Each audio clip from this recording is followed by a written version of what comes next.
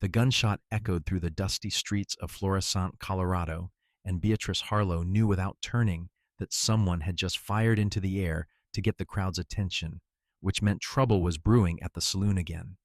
It was August of 1877, and the summer heat had made tempers shorter than usual in this mining town nestled against the mountains. Beatrice wiped the sweat from her brow and continued loading supplies into the back of her wagon, her calico dress already dusty from the afternoon's work.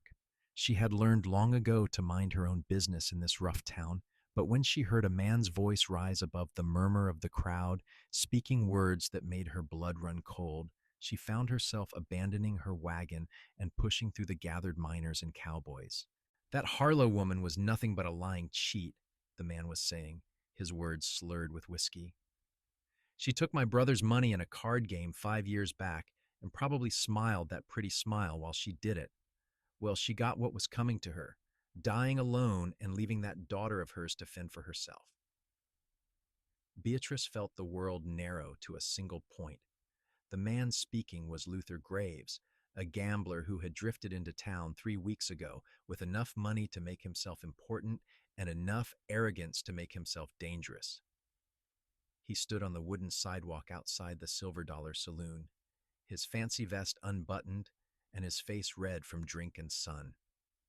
Around him, men were laughing nervously, some looking uncomfortable, but none willing to contradict him. Her mother had died 2 years ago from pneumonia, and the grief still sat heavy in Beatrice's chest like a stone. Margaret Harlow had been a kind woman, strong and resourceful, who had raised Beatrice alone after her father died in a mining accident when she was just 6 years old. Her mother had done what she needed to survive, including playing cards when necessary, but she had never been a cheat. She had been honest to a fault, teaching Beatrice that integrity mattered more than gold. "You take that back," Beatrice said, her voice cutting through the crowd's murmur.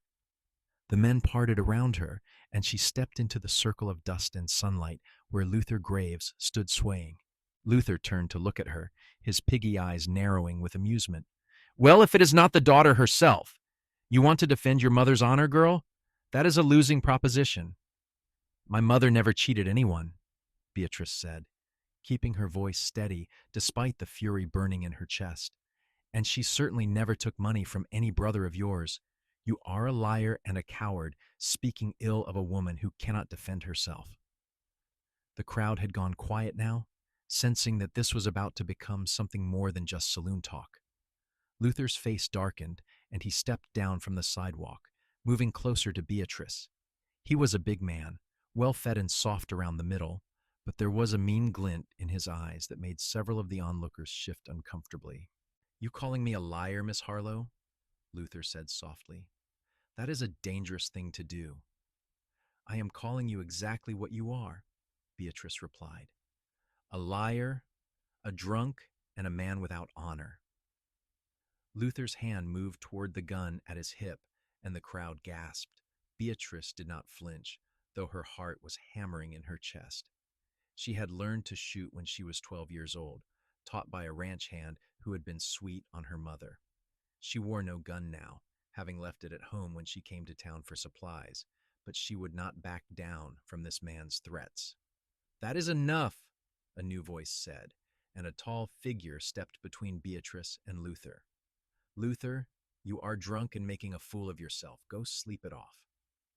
Beatrice recognized the man who had intervened.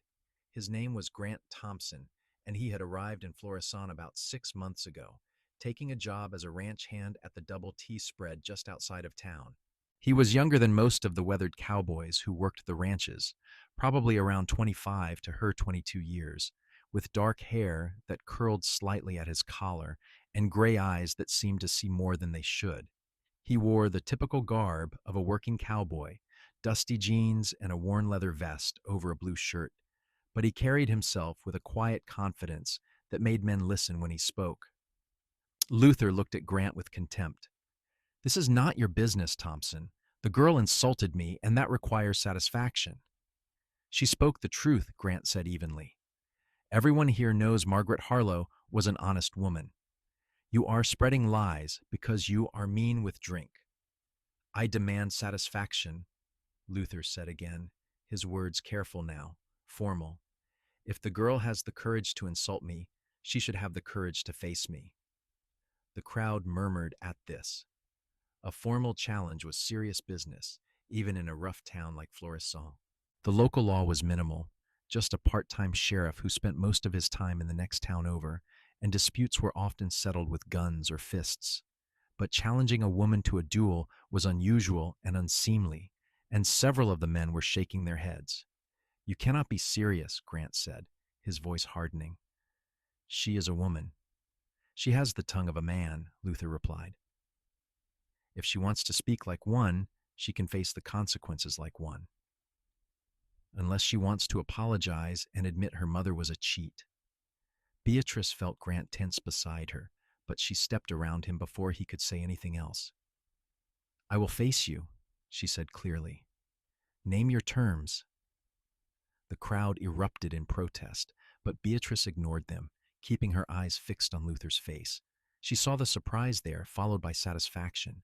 He had expected her to back down, to apologize, rather than risk her life. But he did not know her, did not know that backing down would be worse than death because it would mean dishonoring her mother's memory. Beatrice, no, Grant said, turning to her. You do not have to do this. Yes, I do, she replied quietly, meeting his eyes. She saw concern there and something else she could not quite name. He insulted my mother. I cannot let that stand. Grant held her gaze for a long moment, and something passed between them, an understanding that went beyond words. Then he nodded slowly. If you are determined to do this, then I will stand as your second. The role of a second in a duel was important. The second helped arrange the terms, ensured fair play, and supported their principal throughout the affair. It was a declaration of loyalty and respect, and hearing Grant offer this made Beatrice's throat tighten with unexpected emotion. I accept, she said. Luther's friend, a thin man named Cyrus Beck, who ran the assay office, stepped forward to serve as Luther's second. The two seconds moved aside to discuss the terms while the crowd buzzed with excitement and speculation. Beatrice stood in the center of the street, feeling the sun beat down on her head and the dust coat her boots. She was aware that this might be the last afternoon of her life, but she felt strangely calm. Her mother had taught her to stand up for what was right, no matter the cost. Grant returned a few minutes later, his face serious. Pistols at 20 paces, tomorrow at dawn. The duel will take place in the clearing near Miller's Creek. Do you know how to shoot? Yes, Beatrice said. My mother made sure of it. Good, Grant said. He hesitated, then added quietly, Are you sure about this? There is no shame in finding another way. There is no other way, Beatrice replied. Not one that lets me live with myself. Grant nodded, understanding in his eyes. Then we will make sure you are ready. Come to the Double T tonight. We will practice, and I will teach you what I know about dueling. Beatrice agreed, and the crowd began to disperse, already spreading the news throughout the town.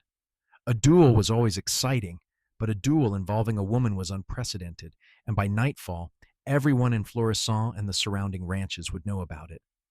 Beatrice finished loading her supplies in a daze, then drove her wagon out to the small cabin she had inherited from her mother. It sat on 5 acres of land about 3 miles from town, surrounded by pine trees and scrub brush, with the mountains rising blue and purple in the distance. She unhitched the horse, a gentle mare named Clover, and made sure she had water and feed before going inside to change into riding clothes. The sun was lowering toward the mountains when she saddled Clover and rode toward the Double T Ranch.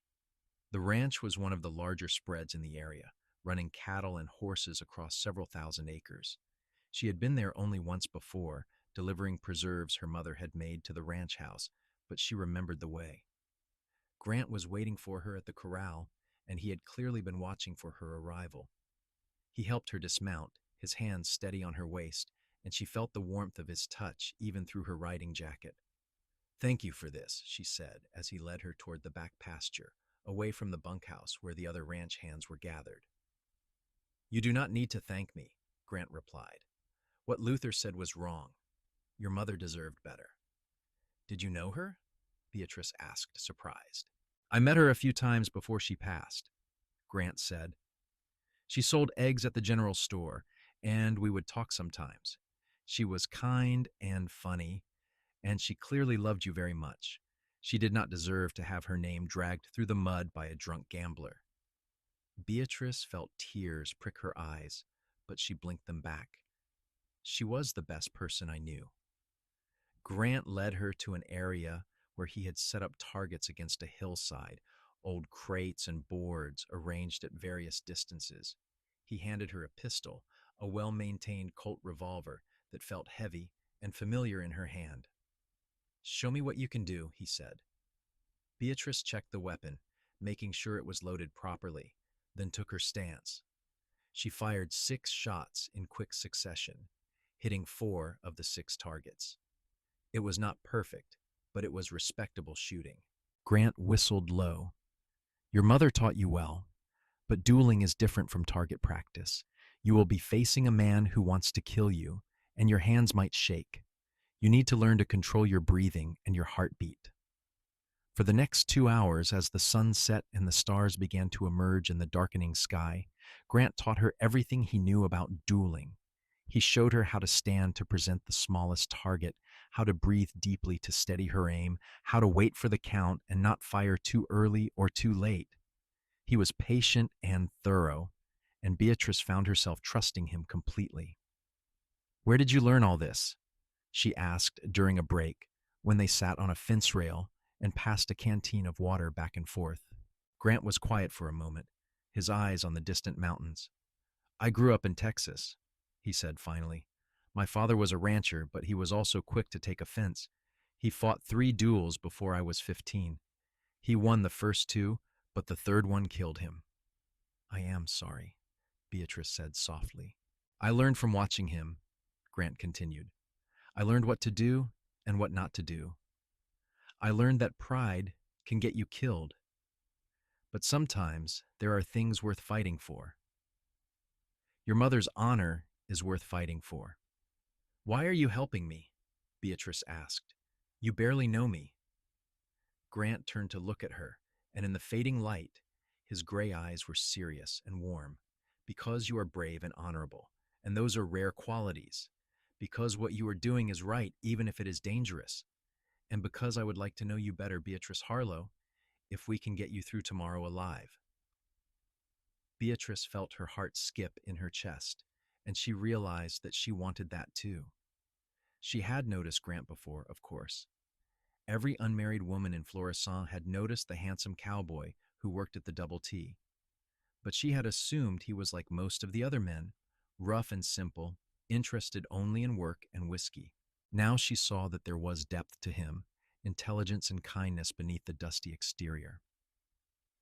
I would like that too, she said quietly. They stayed there talking for another hour, sharing stories about their lives.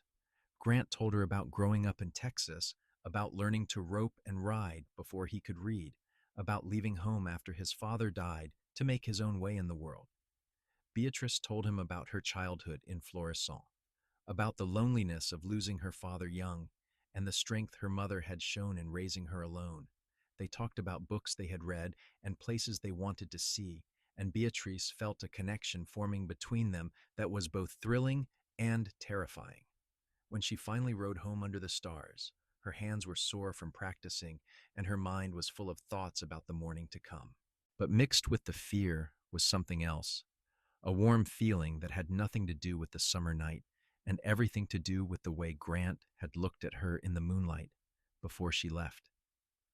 She slept poorly that night, waking several times to stare at the ceiling and wonder if she would see another sunset. But when dawn came, pale and cool, she rose with determination. She dressed in her simplest clothes, a white blouse and dark skirt, and braided her blonde hair back from her face. She strapped on her gun belt, the one her mother had given her on her 18th birthday, and checked her pistol one final time. Grant was waiting for her at Miller's Creek when she arrived. The clearing was already crowded with spectators, men from town and the surrounding ranches who had ridden out to witness the duel. She saw several women, too, including Mrs. Patterson from the general store, who gave her an encouraging nod. Luther Graves stood on the opposite side of the clearing, looking less confident than he had the day before. His face was pale, and his hands trembled slightly as his second checked his weapon. Beatrice felt a flash of contempt. He had called her out, insulted her mother, and demanded this duel. But now that the moment had arrived, his courage was failing. Grant came to her side, his presence solid and reassuring.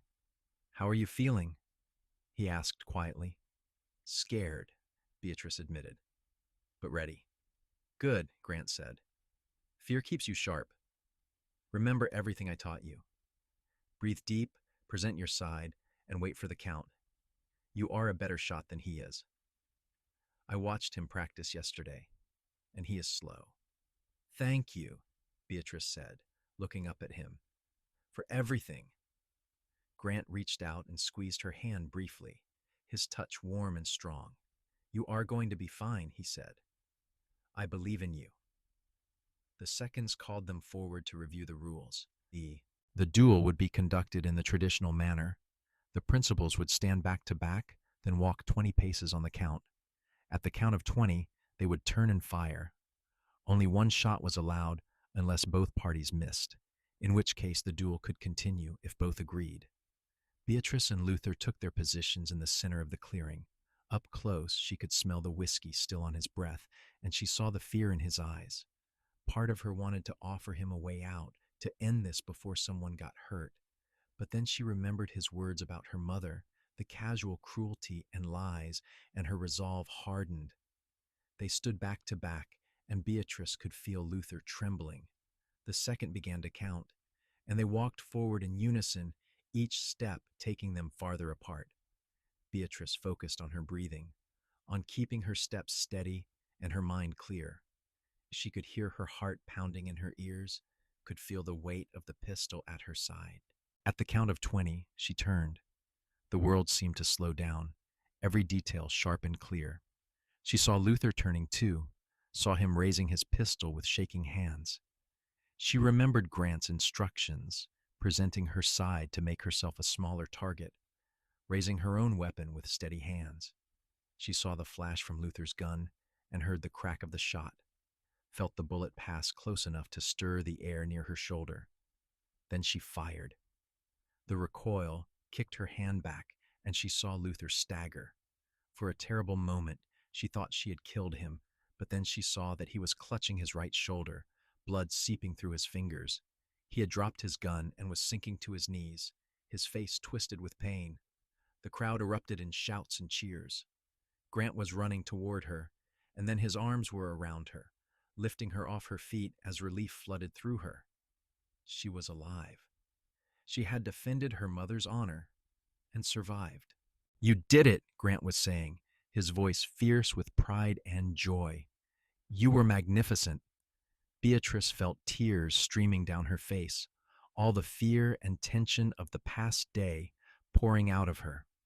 Grant set her down gently, but kept his arms around her, and she leaned into his chest, feeling his heart beating steady and strong beneath her cheek. The town doctor, a gruff man named Harrison, was already tending to Luther's wound. The bullet had gone clean through the shoulder without hitting bone or major blood vessels. He would live, though his arm would be stiff for a long time. Grant's boss, Thomas Thornton, owner of the Double T Ranch, pushed through the crowd. He was a stern man in his 50s with iron gray hair and a weathered face. "Thompson," he said, "that was well done. You seconded the girl with honor." "She did not need much seconding," Grant replied. "She has courage enough for 10 men. Thomas looked at Beatrice with new respect. "Your mother would be proud, Miss Harlow. You stood up for what was right." Over the next few days, Beatrice found herself something of a celebrity in Florissant. Women stopped her on the street to congratulate her, and men tipped their hats with genuine respect. Luther Graves left town as soon as his shoulder healed enough for travel, and no one was sorry to see him go. But more important to Beatrice than the town's approval was the time she spent with Grant. He called on her at her cabin the evening after the duel, bringing fresh trout he had caught in the creek and a bouquet of wildflowers that made her laugh with delight. They cooked the fish together over her stove, and he stayed for dinner, talking and laughing until the stars were bright overhead. After that, he came by every evening after work.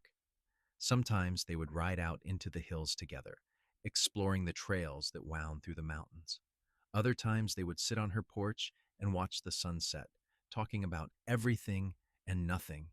Grant told her about his dreams of having his own ranch someday, a place where he could raise horses and cattle and build something lasting. Beatrice told him about wanting to expand her property, maybe start a small orchard or raise chickens to sell eggs like her mother had done. One evening in early September, when the aspen trees were starting to turn gold on the mountainsides, Grant took her hand as they sat on the porch steps. "Beatrice," he said, his voice serious, "I need to tell you something. I am falling in love with you. I think I started falling that day you faced down Luther Graves, so fierce and brave. But it is more than that. I love your kindness and your strength. I love the way you laugh and the way you see the world. I love who you are." Beatrice felt her heart expand in her chest, felt joy bubbling up like a spring. "I am falling in love with you too," she said, turning to face him. "I think I started falling when you offered to be my second, when you stood beside me without hesitation. You have shown me what it means to have someone believe in you, to have someone stand with you no matter what." Grant cupped her face in his hands, his calloused fingers gentle against her skin. "I want to stand beside you for the rest of my life if you will let me. Beatrice Harlow, will you marry me?" "Yes," Beatrice said, and then his lips were on hers, and she was kissing him back with all the emotion and love that had been building inside her for weeks.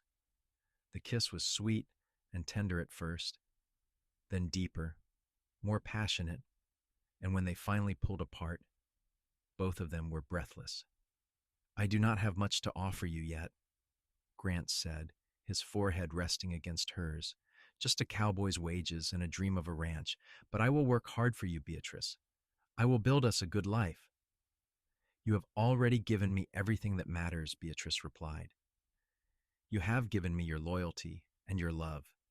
The rest we can build together." They were married 3 weeks later in a simple ceremony at the small church in Florissant. Mrs. Patterson and her husband stood up as witnesses, and it seemed like the whole town turned out to celebrate. Thomas Thornton gave Grant a bonus as a wedding gift, and several of the ranch hands pitched in to help Grant build an addition onto Beatrice's cabin, turning it from a small one-room structure into a proper house with a bedroom and a larger kitchen. Grant moved his few possessions into the cabin, and Beatrice discovered the joy of sharing her life with someone who loved her.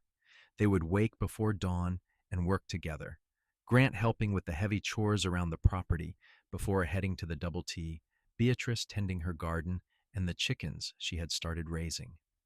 In the evenings, they would cook dinner together and talk about their day, and at night they would lie in each other's arms and make plans for the future.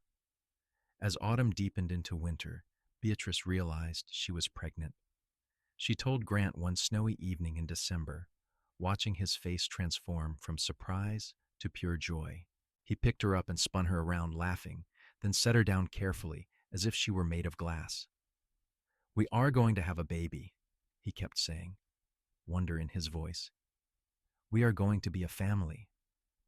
"We already are a family," Beatrice said, taking his hand and placing it on her still flat stomach. "This just makes it bigger."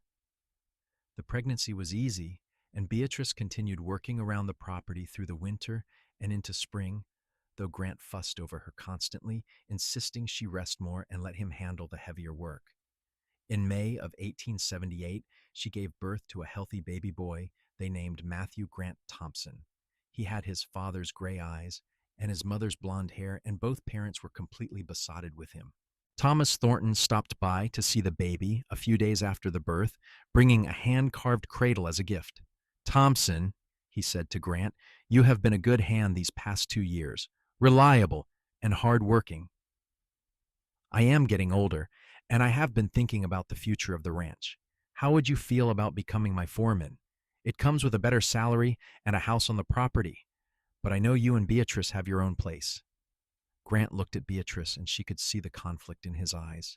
The position was a huge opportunity, a chance to prove himself and learn the business of running a large ranch. But he would not accept it if it meant uprooting her from the home her mother had left her. The cabin will still be here, Beatrice said.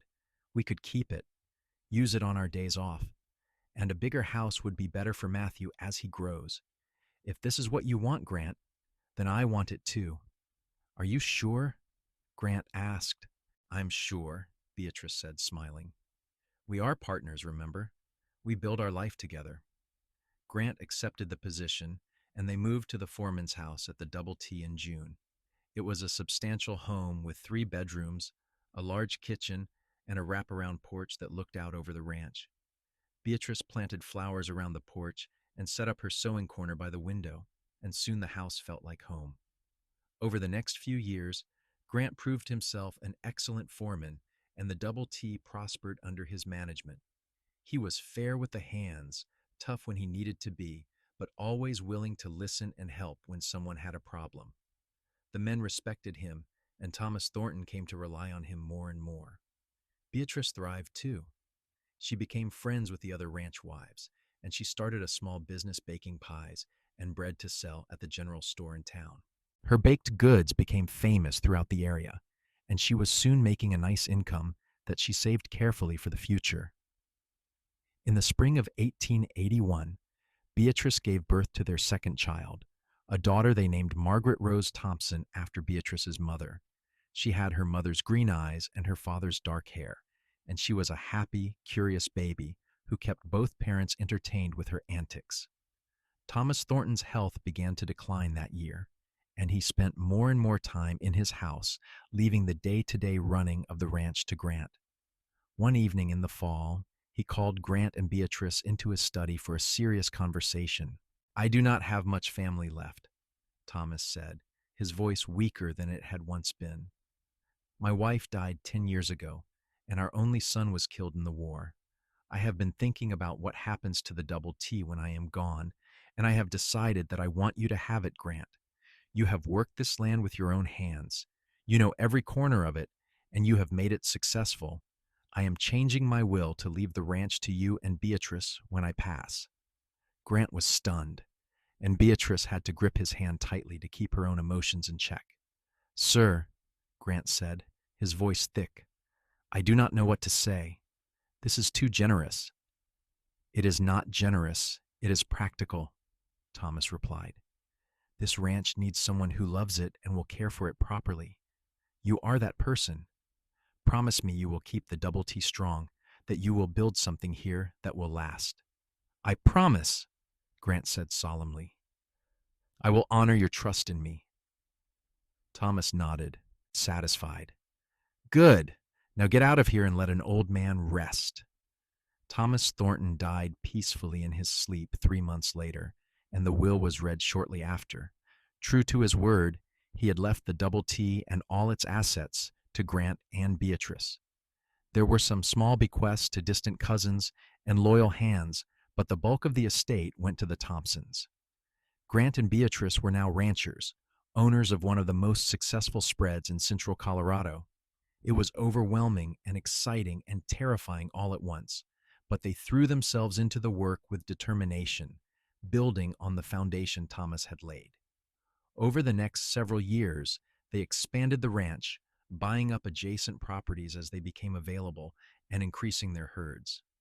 Grant proved to be a shrewd businessman as well as a skilled rancher, and the Double T became known throughout Colorado for the quality of its cattle and horses. Beatrice managed the household and the books, keeping track of expenses and income with meticulous care. She also continued her baking business, though on a smaller scale, and she became involved in efforts to build a proper schoolhouse in Florissant so that Matthew and Margaret Rose would have access to education. In 1885, Beatrice gave birth to their third child, Another boy they named Thomas Harrison Thompson in honor of the man who had given them so much. He was a sturdy baby with his father's build and his mother's smile, and his older siblings doted on him. Matthew grew into a serious, responsible boy who loved working with his father on the ranch. He could ride before he was 5 and was handling cattle by the time he was 8. Grant taught him everything he knew, and the bond between father and son was strong and deep. Margaret Rose was a spirited, intelligent girl who kept everyone on their toes. She learned to read early and devoured every book she could get her hands on. She also inherited her mother's courage and sense of justice, standing up to bullies at school and defending those who could not defend themselves. Young Thomas was the baby, cheerful and affectionate, always ready with a hug or a joke. He loved animals and spent hours playing with the ranch dogs and bottle feeding orphaned calves. The years passed in a rhythm of seasons and work and family. Beatrice and Grant grew older together, their love deepening with each shared joy and hardship. They faced drought years and bitter winters, cattle losses, and financial worries, but they faced it all together, supporting and strengthening each other. Beatrice sometimes thought about that day in August of 1877 when she had stood in the dusty street and called Luther Graves a liar. It felt like a lifetime ago, like something that had happened to a different person. But she knew that day had changed everything, had set her on the path that led to this life with Grant and their children. One evening in the summer of 1890, Beatrice and Grant sat on the porch of the ranch house, watching the sun set behind the mountains. The children were inside, Matthew helping Margaret Rose with her arithmetic, while Thomas played with his wooden horses. The sounds of their laughter drifted through the open windows. "Do you ever regret it?" Grant asked suddenly. "Fighting that duel, I mean. It was a dangerous thing to do." Beatrice thought about it for a moment, then shook her head. "No," she said. "I do not regret it. My mother deserved to have someone defend her honor. And if I had not fought that duel, you would not have offered to be my second. We might never have come to know each other." Grant took her hand, his thumb rubbing gently over her knuckles. "I was terrified that day," he admitted. "Terrified that you would be hurt or killed, and I would never get the chance to tell you how I felt. But I was not killed," Beatrice said, squeezing his hand. "And you did tell me, and we built this beautiful life together. Everything that matters started that day." "You were so brave," Grant said, his voice full of admiration. "You stood there in front of that crowd and faced down a man twice your size, and you never wavered. I fell in love with you in that moment, Beatrice. I did not know it yet, but looking back, that was when it happened." "I was terrified too," Beatrice confessed, "but I could not let him speak about my mother that way. She gave me everything, sacrificed so much for me. Defending her honor was the least I could do." "She would be so proud of you," Grant said, "of the woman you have become, the mother you are to our children, the life we have built. I am proud to stand beside you, Beatrice. I was proud to stand as your second that day, and I am proud to stand as your husband every day since." Beatrice leaned her head on his shoulder, feeling the solid warmth of him, the steadiness that had been her anchor for 13 years. "I love you," she said. "I love the life we have made, the family we are raising, the dreams we are building together." "I love you too," Grant replied, kissing the top of her head. "Always."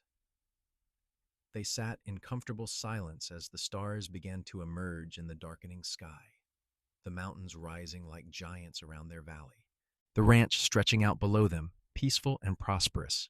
Inside, their children laughed and played, secure in the love that surrounded them. The years continued to roll by in golden succession. By 1895, Matthew was 17 and working full-time on the ranch alongside his father.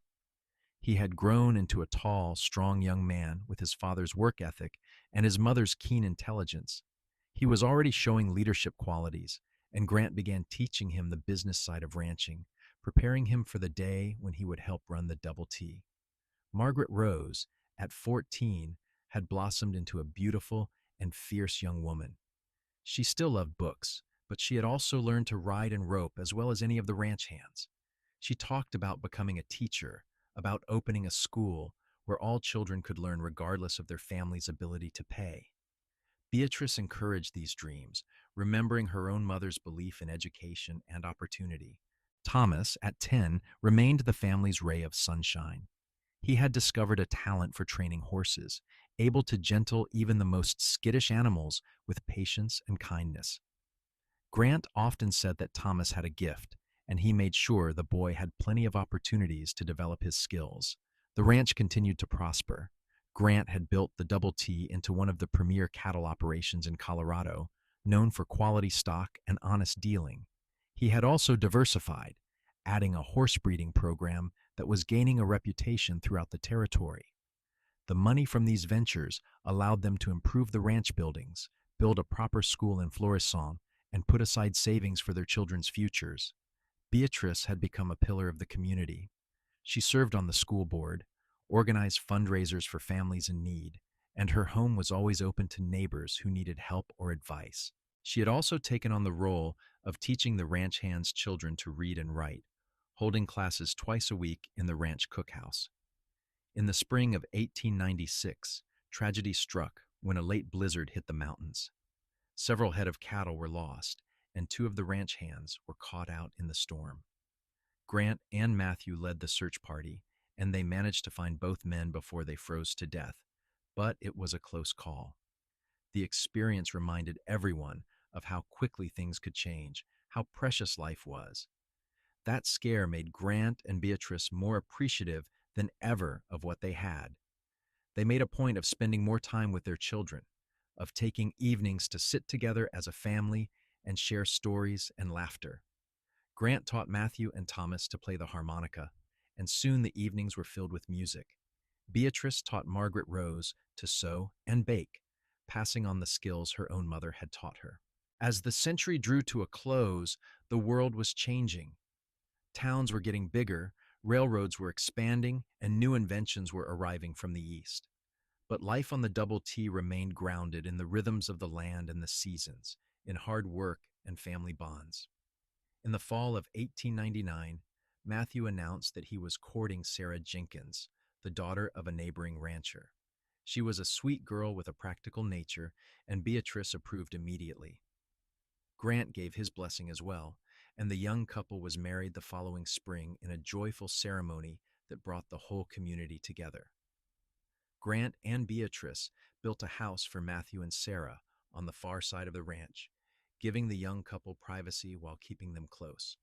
Within a year, Sarah was pregnant, and in the spring of 1901, she gave birth to a baby girl they named Beatrice Margaret, after both her grandmothers. Holding her granddaughter for the first time, Beatrice felt a profound sense of continuity and blessing. She thought about her own mother, who had died without seeing Beatrice married or holding her grandchildren. She wished her mother could be there to share this moment, but she also felt her mother's presence, a sense that Margaret Harlow's spirit lived on in the love and strength that flowed through this family. "What are you thinking about?" Grant asked, coming to stand beside her as she rocked the baby. "My mother," Beatrice said softly. How much she would have loved this, loved seeing what we have built. She gave me so much, Grant. She taught me to be strong, to stand up for what is right, to never back down from a challenge. Everything good in my life started with what she gave me. She gave you life, but you made something beautiful with it, Grant said. She would be proud, Beatrice. So proud. In 1903, Margaret Rose graduated from the Teachers College in Colorado Springs and returned to Florissant to open her school. True to her dreams, she made education available to all children in the area, regardless of their families' circumstances. She funded scholarships from her own inheritance and from donations she solicited from successful ranchers and businessmen. The school thrived, and Margaret Rose became known throughout the region for her dedication and innovation in teaching. Thomas, meanwhile, had become a renowned horse trainer. At 18, he had a waiting list of clients wanting him to work with their animals. He turned down offers to move to larger cities, preferring to stay on the Double T where he could work with his family and the land he loved. As Grant and Beatrice moved into their 40s, they began to slow down a bit, though they remained active on the ranch. Grant trained Matthew to take over more of the day-to-day operations, while Beatrice focused on her community work and helping Sarah with the grandchildren, for there were now three of them, with two more boys joining little Beatrice Margaret. One evening in the summer of 1905, 28 years after that fateful duel, Grant and Beatrice sat on their porch, as they had done countless times before. Their hair was threaded with gray now, their faces lined by sun and wind and laughter, their hands weathered by work. But their love was as strong as ever, perhaps stronger, for having weathered the storms of life together. "Do you remember what I told you the night before the duel?" Grant asked, taking her hand. "You told me a lot of things," Beatrice said with a smile. "I told you that I wanted to get to know you better if we could get you through that morning alive," Grant said. "I did not dare hope for this, for a lifetime together, for children and grandchildren, for building something that will last beyond us." "I am so glad you were there that day," Beatrice said. "I am so glad you offered to stand as my second. You gave me courage when I needed it most, and you have given me love and support every day since. You are my partner, my love, my best friend. And you are mine," Grant said, pulling her close. "You are the strongest, bravest, most loving woman I have ever known. Standing as your second was the greatest honor of my life, but being your husband has been the greatest joy." They sat together in the gathering dusk, watching the lights come on in the houses scattered across their land, hearing the distant lowing of cattle and the closer sounds of their family moving about inside the house. The mountains stood eternal around them, the same peaks that had witnessed a young woman's courage and a cowboy's pride all those years ago. In the winter of 1906, Grant and Beatrice celebrated their 30th wedding anniversary with a huge party at the ranch.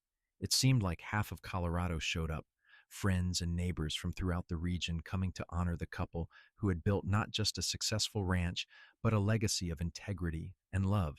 Thomas, now 28 and married to a schoolteacher named Emily, gave a toast.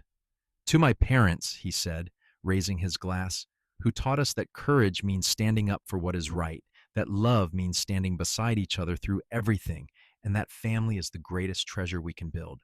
Thank you for showing us what it means to live with honor and to love without reservation."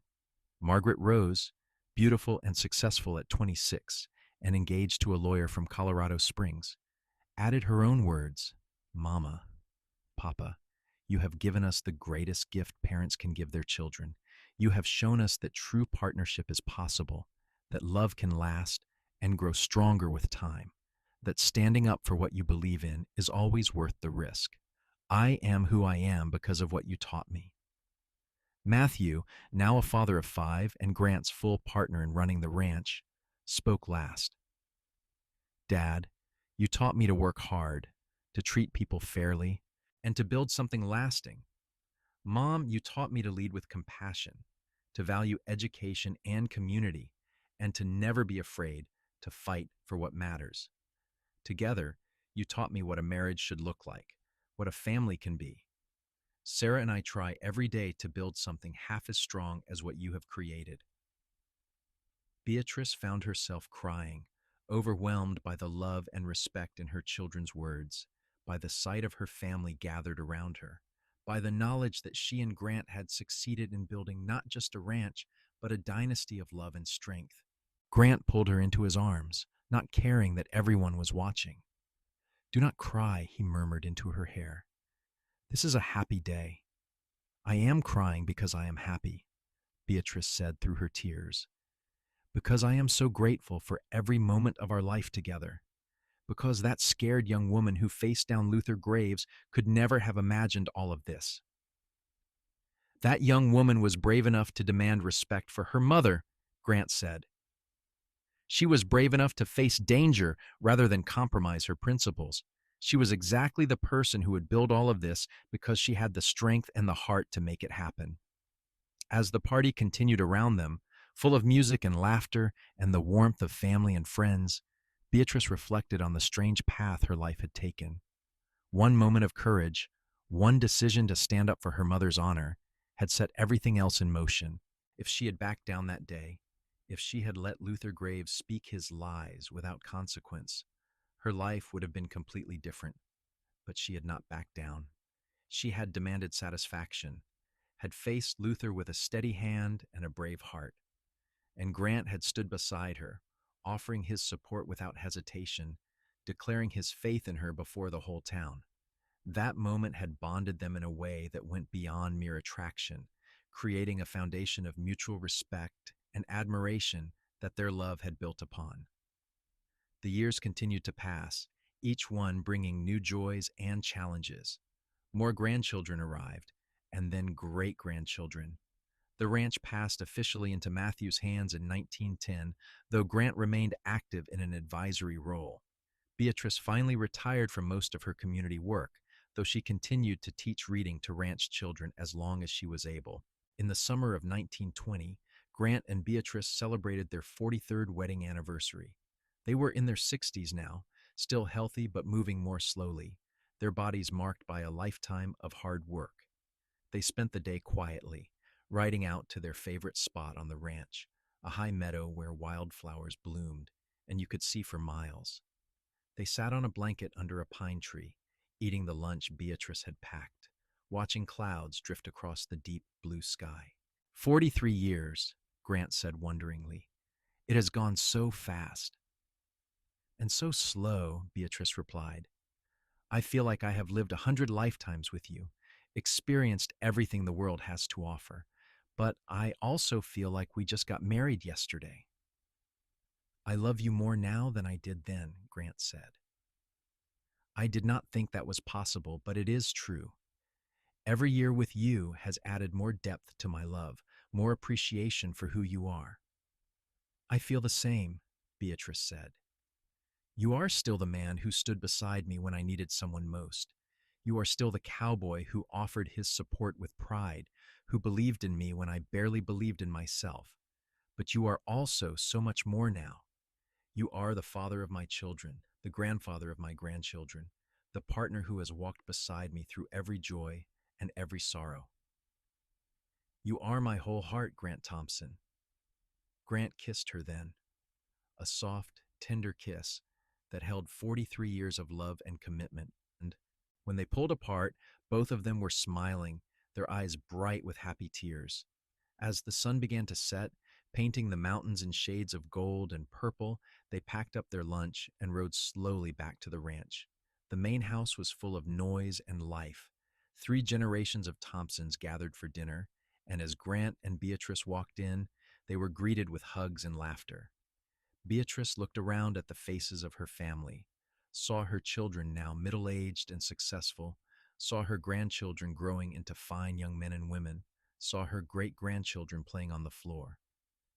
She thought about the choices she had made, the risks she had taken, the courage she had found when she needed it most. She thought about her mother, who had given her the strength to stand up for what was right, who had taught her that honor mattered more than safety. She thought about the duel that had seemed like the end of everything, but had actually been the beginning of the best life she could have imagined. And she thought about Grant, her cowboy, her second, her husband, her love.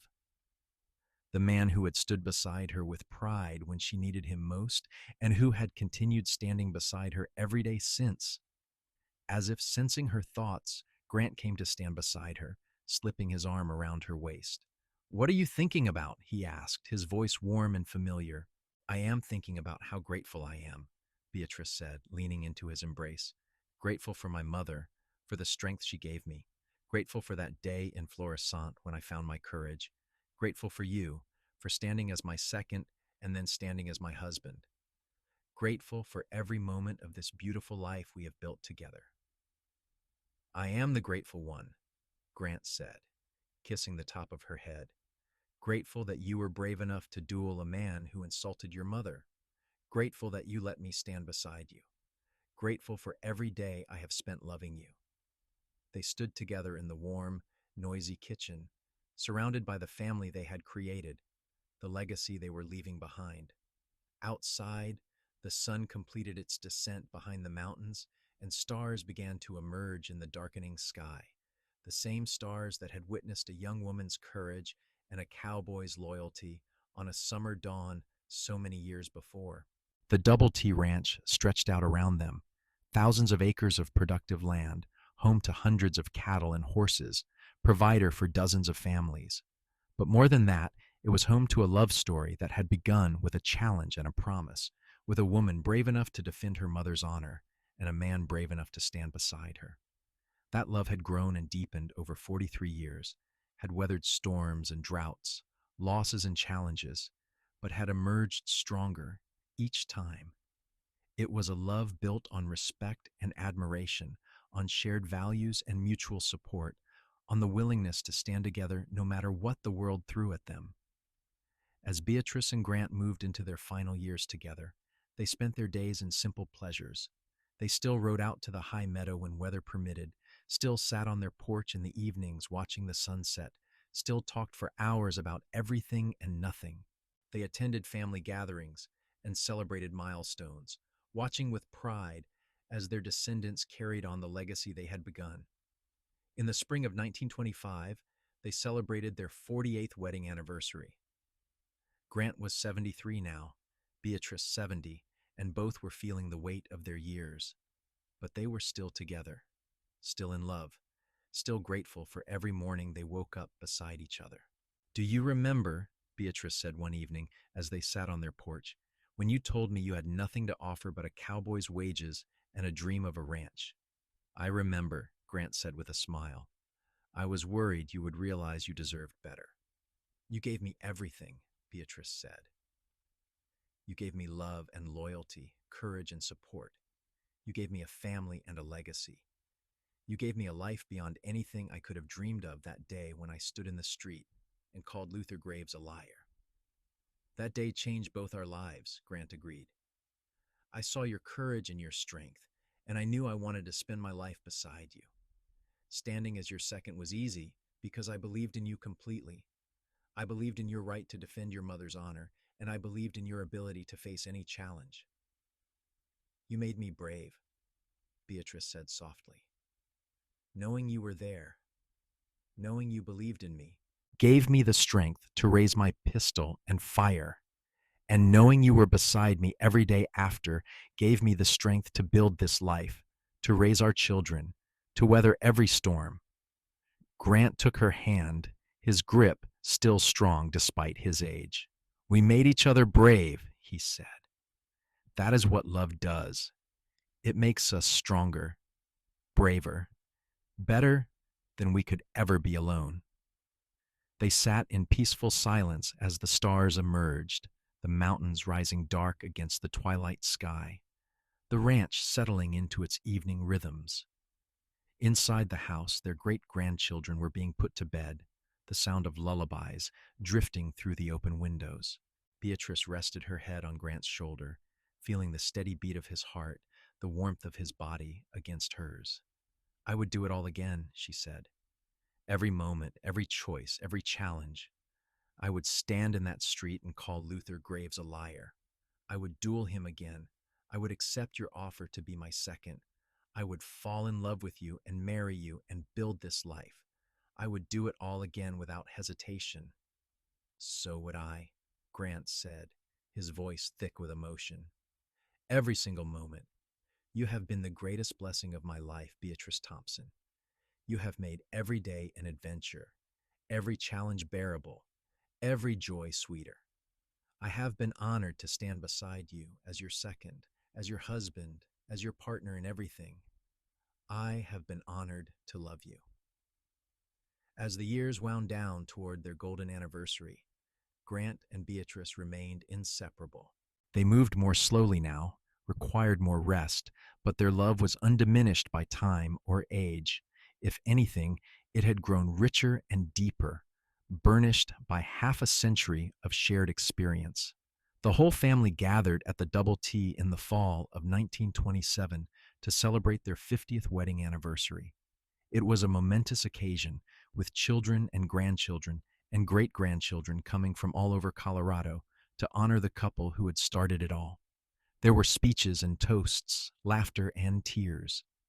Matthew, now gray-haired and running the ranch with his own sons, spoke of his parents' legacy of integrity and hard work. Margaret Rose, retired from teaching but still active in educational reform, spoke of their example of standing up for what was right. Thomas, wealthy from his horse training business but still living simply on the ranch, spoke of their unwavering love and devotion to each other and their family. But the most moving moment came when Beatrice herself stood to speak. At 72, she was still beautiful, her green eyes bright and her voice steady. 50 years ago, she said, I stood in the street in Florissant and called a man a liar because he had insulted my mother. It was one of the scariest moments of my life, but also one of the most important, because that day I learned that courage is not the absence of fear, but the willingness to do what is right despite fear. And that day, I met the man who would stand beside me, not just in that duel, but in every challenge I would face for the next 50 years. She turned to look at Grant, who was sitting beside her, his eyes shining with love and pride. Grant Thompson offered to be my second when I had no right to expect his help. He stood beside me with pride, declared his faith in me before the whole town, and helped me find the courage to defend my mother's honor. That act of loyalty and support was the foundation of everything that came after. It showed me what kind of man he was, what kind of partner he would be. Beatrice's voice grew stronger as she continued. Over these 50 years, Grant has continued to stand beside me.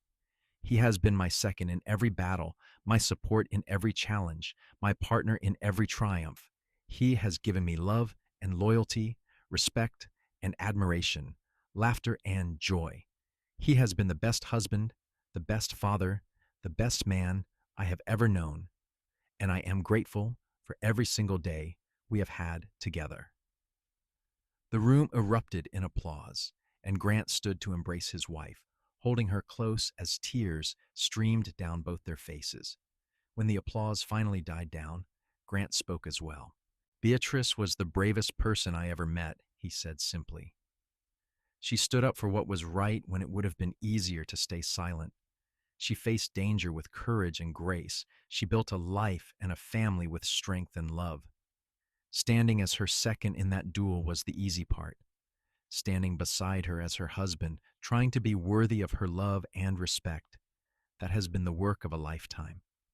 But it has been the most rewarding work I could ever imagine.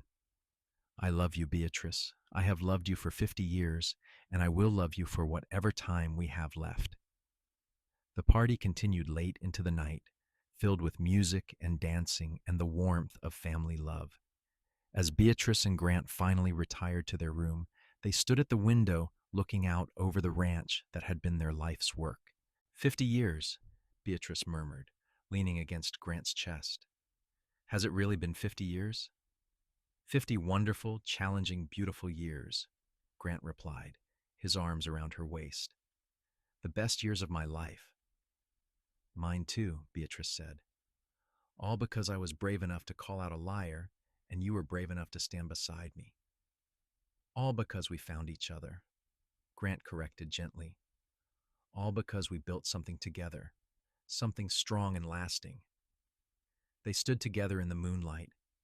Two people who had started as strangers and become inseparable. Two people who had faced challenges and triumphs hand in hand. Two people whose love had created a legacy that would endure for generations. Grant Thompson, the cowboy who had stood as her second with pride, held his wife close and gave thanks for the day a brave young woman had defended her mother's honor and allowed him into her life. And Beatrice Thompson, the woman who had dueled a man who insulted her late mother, rested in her husband's arms and gave thanks for the courage that had led her to this moment, to this love, to this beautiful life they had built together. The mountains stood eternal around them, the stars wheeled overhead, and the Double T Ranch stretched out below, a testament to courage and love, to standing together, to building something that would last. And as Grant and Beatrice finally went to bed, hand in hand as they had been for 50 years, they knew that whatever time they had left would be spent exactly as they wanted it, together, still standing beside each other, still in love, still grateful for that fateful day in 1877 when their story began.